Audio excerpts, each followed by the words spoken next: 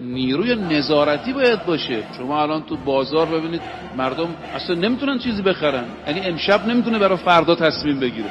این که کاری به تحریم نداره. ضعف مدیریت اقتصادی، این ضعف نظارت اجتماعیه، این ضعف نظارت بر بازار. بالاخره اینا کشور تولید میشه، مرغ، تخم مرغ، ماست، نمیدونم اینا تو کشور تولید میشه. باید یه حدی، یه حصری جالبه، گاهی جای مدعی با جای پاسخگو هم عوض میشه. یعنی خود آقایون اقتصادی هم پرسشگر میشن. چرا اینطور شده؟ شما مسئولی، من که نیستم که. شما که پرسشگر نباید باشید، شما پاسخگو باید باشید.